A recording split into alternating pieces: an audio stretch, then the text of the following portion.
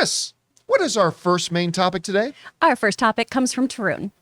Hey, John and crew. My heart is filled with joy to see the lineup of movies and TV shows coming in the second half of 2022. One of my most anticipated shows is Amazon's Lord of the Rings series. The showrunners, J.D. Payne and Patrick McKay, have now confirmed that they have planned out the whole 5 seasons, including the last shot of the last episode. Are your expectations for the show increasing? Take care and keep on the filthy. All right, thanks for sending that in, Tarun. And yeah, look, there is nothing else coming out on television that I am more excited for. I'm very excited for House of the Dragon, absolutely. I'm very excited for all the various things we got, whether it's Ahsoka or whether it's another Marvel thing. Lots of great things coming that I'm very excited about. None of them more so than this Lord of the Rings series. I've been excited for this Lord of the Rings series for years, ever since they first started talking about doing it. I cannot wait to go back to Middle-earth and see what they've done. Now, there's 2 different trains of thought when it comes to planning out a series. On the one hand, you don't really, how many times have we seen a show that looked like it started off with a great premise, and then you realize as you get into seasons 2, 3, or whatever, you realize, I don't think the creators of the show really knew where they were going with this. Lost is definitely one that you can bring up. I think there's several others we can mention. It's like they didn't really know where they were going. They had this great premise, but how do we stick the landing? And they never really do. So there's that train of thought. Not planning out enough. But then there's another train of thought that I've heard several showrunners talk about, and they say, if you think you've got 3 full seasons or 4 full seasons planned out, you're doing it wrong. And their logic behind that is saying, you got to understand that on the page, a show can look one way, but you've got to actually see the show come to life. And once a show starts actually shooting and airing, a show starts to take on a life of its own. And you need to take cues for where to go from your show. So some showrunners believe you shouldn't plan too far ahead. Some believe you'll fall into the lost pit or whatever if you don't. Well, it sounds like the runners of the new Lord of the Rings series are going with the, no, we got to have this planned out. As a matter of fact, they said they know the exact final shot of episode 5 already. This comes to us from the folks over at Screen Rant who write the following. The showrunners for The Lord of the Rings of Power, recently sat down with Empire and explained that season 1 would directly set up season 5. Payne detailed that they had mapped out the entirety of the story and know every major plot point throughout the series.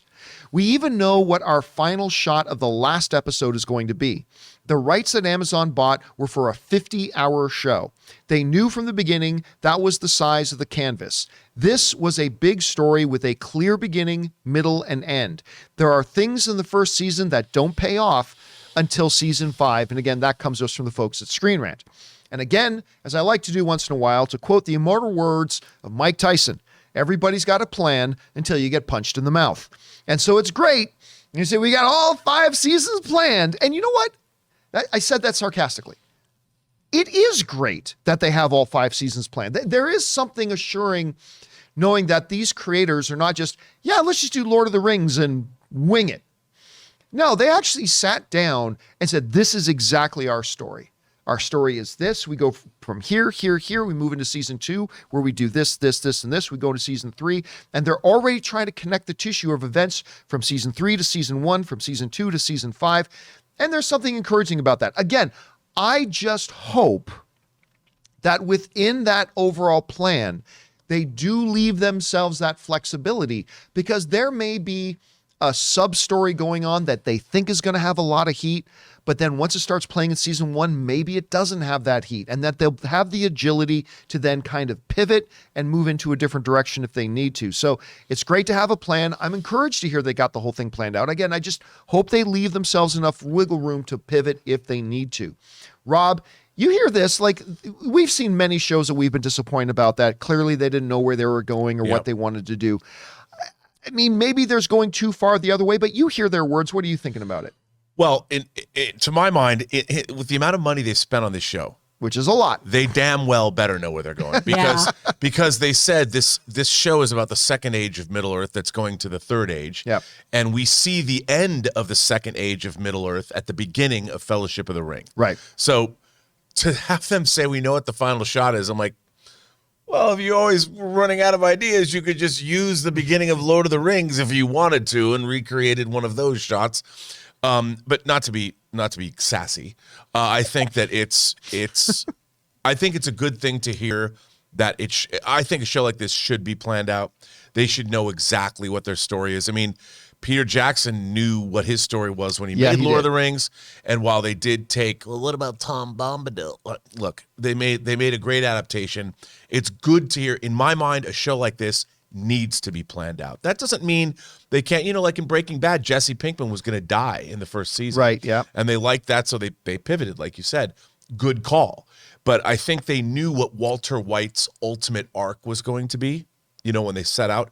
I think it's important in a show like this that there's a lot riding on this and a lot, even more money riding on this show. So to know that the showrunners have a really great handle on where it's going to go actually ups my excitement level. Mm-hmm. By the way, you brought up a great point about Jesse Pinkman was going to be killed off. One of my all-time favorite shows, Parks and Rec, Andy, played by Chris Pratt, was only supposed to be a season 1 character. Yep. And they were like, you know what? He really works. And I think that's part of what we were just talking about, right? About sometimes you can have it in your head, but once you see it on screen and it starts to take a life of its own, you got to be ready to pivot a little bit. And that doesn't mean that you can't, if you know where your show's going to go, you can still work within those 5 seasons and bring characters out that, and I think, John, a responsible showrunner goes with the flow.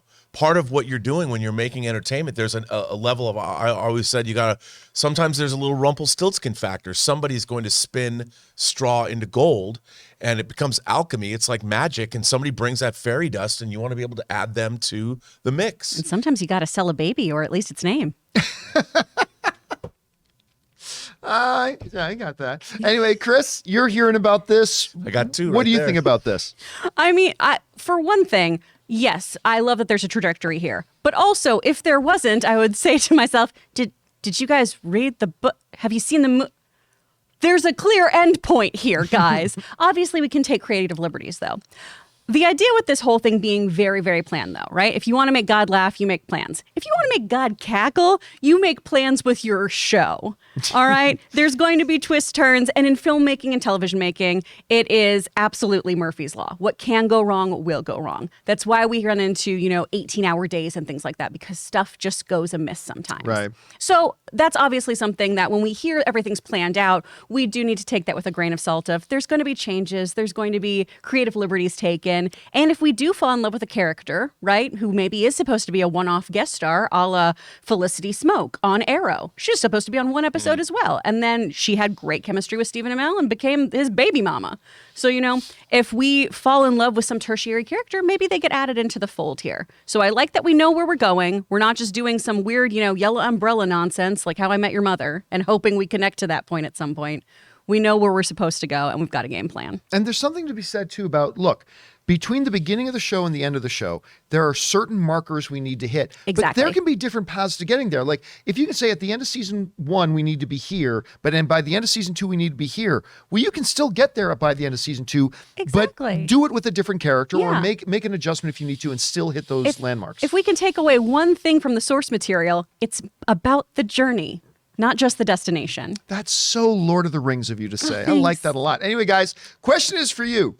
What do you think about this? The showrunners for The Lord of the Rings say we've got all 50 hours planned out. We even know the last shot of this thing. Does that encourage you? Does it make you a little bit worried? What do you think about that? Whatever your thoughts are, jump down into the comment section below and leave those thoughts there. Hey guys, we want to take a moment and thank the sponsor of today's video, Upside. You guys remember a while ago, I started using Upside. Upside is an incredible, easy to use app for buying groceries, dining out, or even buying gas. And with every purchase you make at those shops, restaurants, or gas stations, you are earning cash back thanks to Upside. When I started using Upside, I was incredibly impressed with just how easy the app is to use and how easy it is to start accumulating cash that I can deposit directly into my bank account, PayPal, Amazon gift card, many different ways. And like I said, I was incredibly impressed at just how easy and simple and straightforward the process is to start getting cash back now. To get started, just download the free Upside app in the Apple App Store or Google Play. Use my promo code CAMPEA, that's CAMPEA, and get $5 or more cash back on your first purchase of $10 or more. Once you've got the app, just claim an offer for whatever it is you're buying on Upside. Check in at the business, pay as usual with a debit card or a credit card, and get paid. Download the free Upside app and use promo code Campea Show to get $5 or more cash back on your first purchase of $10 or more. That's $5 or more cash back on your first purchase of $10 or more using the promo code Campea Show.